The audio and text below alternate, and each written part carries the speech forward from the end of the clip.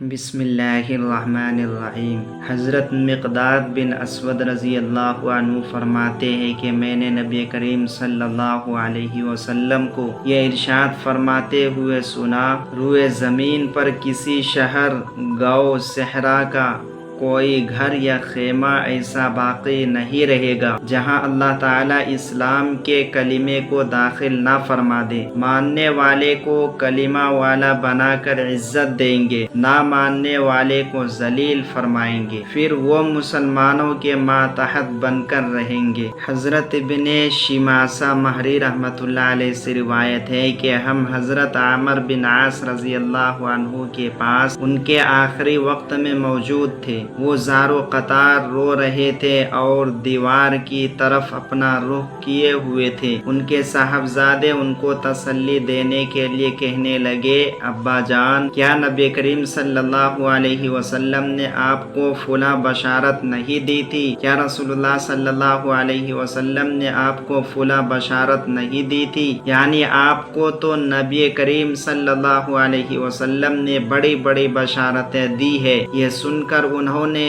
یعنی دیوار کی طرف سے اپنا رخ بدلا اور فرمایا، سب سے افضل چیز جو ہم نے یعنی آخرت کے لیے تیار کی ہے وہ اس بات کی شہادت ہے کہ اللہ تعالیٰ کے سوا کوئی معبود نہیں اور محمد صلی اللہ علیہ وسلم اللہ تعالیٰ کے رسول ہے۔ میری زندگی کے 3 دور گزرے ہیں۔ ایک دور تو وہ تھا جب کہ رسول اللہ صلی اللہ علیہ وسلم سے بغض رکھنے والا مجھ سے زیادہ کوئی اور شخص نہ تھا، اور جب کہ میری سب سے بڑی تمنا یہ تھی کہ کسی طرح آپ پر میرا قابو چل جائے تو میں آپ کو مار ڈالوں۔ یہ تو میری زندگی کا سب سے بدتر دور تھا۔ اگر یعنی خدا نخواستہ میں اس حال پر مر جاتا تو یقیناً دوزخی ہوتا۔ اس کے بعد جب اللہ تعالیٰ نے میرے دل میں اسلام کا حق ہونا ڈال دیا تو میں آپ کے پاس آیا اور میں نے عرض کیا، اپنا ہاتھ مبارک بڑھائیے تاکہ میں آپ سے بیعت کروں۔ آپ صلی اللہ علیہ وسلم نے اپنا ہاتھ مبارک بڑھا دیا۔ میں نے اپنا ہاتھ پیچھے کھینچ لیا۔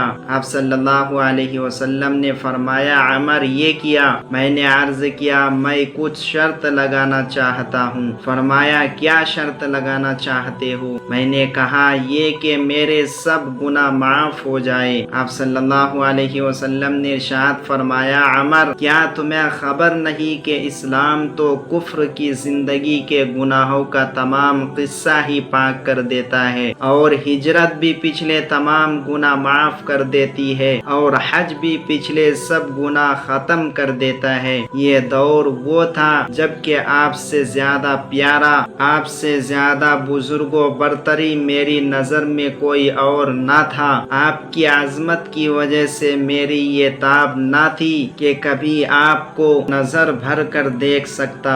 اگر مجھ سے آپ کی صورت مبارک پوچھی جائے تو میں کچھ نہیں بتا سکتا، کیونکہ میں نے کبھی پوری طرح آپ کو دیکھا ہی نہیں۔ کاش اگر میں اس حال پر مر جاتا تو امید ہے کہ جنتی ہوتا، پھر ہم کچھ چیزوں کے متولی اور ذمہ دار بنے اور نہیں کہہ سکتے کہ ہمارا حال ان چیزوں میں کیا رہا۔ یعنی یہ میری زندگی کا تیسرا دور تھا۔ اچھا دیکھو، جب میری وفات ہو جائے تو میرے یعنی جنازے کے ساتھ کوئی واویلا اور شور و شغب کرنے والی عورت نہ جانے پائے، نہ یعنی زمانے جاہلیت کی طرح آگ میرے جنازے کے ساتھ ہو۔ جب مجھے دفن کر چکو تو میری قبر پر اچھی طرح مٹی ڈالنا، اور جب یعنی فارغ ہو جاؤ تو میری قبر کے پاس اتنی دیر ٹھہرنا جتنی دیر میں اونٹ ذبح کر کے اس کا گوشت تقسیم کیا جاتا ہے، تاکہ تمہاری وجہ سے میرا دل لگا رہے